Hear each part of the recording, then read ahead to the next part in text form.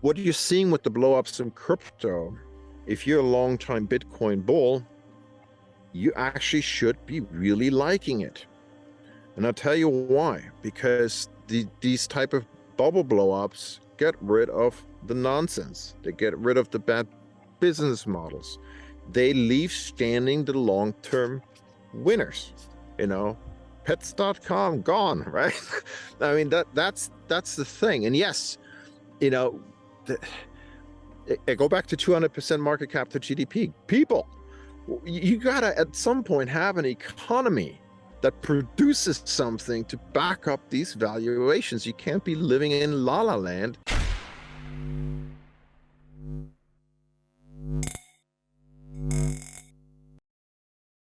Hey guys, welcome back to Library of Wealth.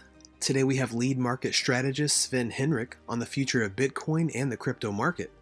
Henrich says that the best part of the market right now is that the long-term trend is holding up. On the downside, the relationship between Bitcoin and the S&P is up to almost 90%. Henrich says that the correlation is so close, he can now predict when American markets will open up and whether Bitcoin will rally. This issue will continue for as long as there is no clarification on crypto policy. During this period, Henrich wants to invest carefully and scope out the latest weaknesses and key points within the financial market.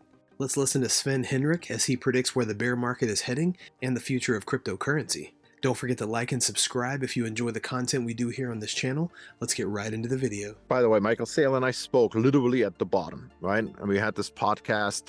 It was the Friday. Bitcoin was trading at 20. I talked to him about this long-term trend chart I had. I said, risk is to 17,000. As long as it holds, the long-term trend is up. It's fine. Guess what? We bought them 17,500 and rallied back up along with equity markets. So that's maybe the good news. The long-term trend is holding.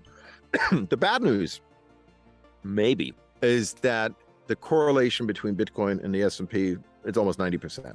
All right? In fact, it's gotten so close that on the weekends, I already can tell where the U.S. market's going to open. If Bitcoin rallies over the weekend, I know futures is going to be up on Sunday and vice versa. If it drops, it's not going to be. I mean, it is that closely correlated, and as long as we don't have the clarity on regulation, I think this is just going to continue to be that way. Call it a 5x ETF on the market at the moment. Okay, so if you take then the view maybe the market's at bottom this year, then that's all good news for Bitcoin, right? As long as the correlation is that tight. Problem is, if we do get a rollover and this is a bear market, an extended bear market rally, then I would expect that long-term trend to crack. And I got this chart, it could be ugly, right? I mean, I'm not predicting anything like here, but on that structural chart, I can point to 5,000 or below, which sounds horrific. I'm not predicting it, but technically that's what I see if that trend breaks as a possibility, and it would just put you back in the range. It would just put you back in the range over the last few years. My bullish case on Bitcoin has simply been at the beginning of the year. Yeah, we're in the bear market. It's going to get whacked. I'm going to be patient. I'm not using this as a trade. This is not Northman trader. This is now Northman investor. I'm going to be patiently scaling in on weakness and key points, recognizing what the risks are. I have a 10-year time horizon. Henrich has been observing the larger macro environments where Bitcoin is being adopted by institutions. Henrich believes that once regulatory barriers have been put in place, cryptocurrencies like Bitcoin will receive more institutional adoption. He says it's unclear whether we're still in a bear market that's about to roll over, or if we've already made this year's low, which leads to a huge year-end rally. I don't care where it's at the moment. I'm just gonna keep observing the larger macro environment where Bitcoin is actually being picked up by institutions, as we saw this week, right? The regulation is coming, and the adoption is gonna continue to improve over time.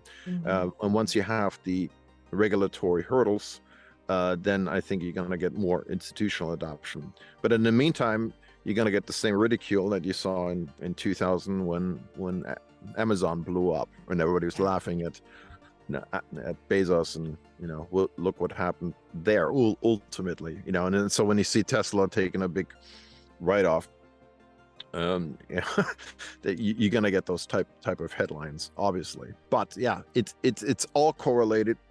and we don't know whether we're still in a bear market rally now that will roll over, or whether we've made the low now for this year anyway, and see a massive year-end rally. I will offer one caveat.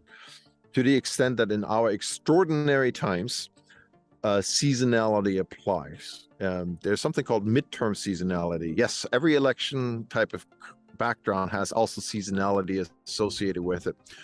And midterms are coming up in November. And typically what you see in midterms, and it's not been tracking perfectly at all this year, because this first half of the year was definitely extraordinary, but it correctly predicted weakness in the first half of the year.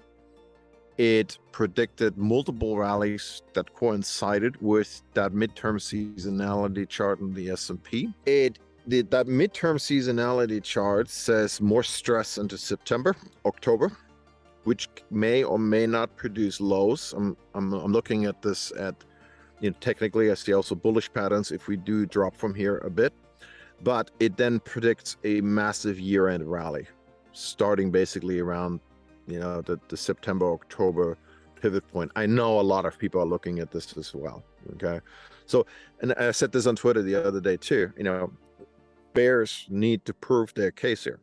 They need to produce new lows, because July, the bad news didn't matter anymore, right? Why? Not because it's priced in, because everybody's expecting that Fed pivot. Yep. Right? Or they're sniffing out maybe the peaking of inflation, right? And so that's why I think the September will be so fantastic, because in, again, 2000, we peaked with a bear market rally and then everything fell apart. In other cases, seasonality took over and we just rallied into year end. I wish I could give you with definitive reason a very clear prediction, but I'm going to stay open-minded, and we just adjust as things progress. Yeah. For now, at this very moment, we were very bullish from mid-June to this week. We started scaling out of longs. Now we still have longs, but we're kind of dabbling on tactical shorts, because there are issues with this rally. One is just one open gap after another. So I think has some work to do to the downside at some point, but risk remains higher as long as you don't see a significant rollover. What you're seeing with the blowups in crypto, if you're a long-time Bitcoin bull, you actually should be really liking it. And I'll tell you why. Because these type of bubble blowups get rid of the nonsense. They get rid of the bad business models. They leave standing the long-term winners. Pets.com gone, right?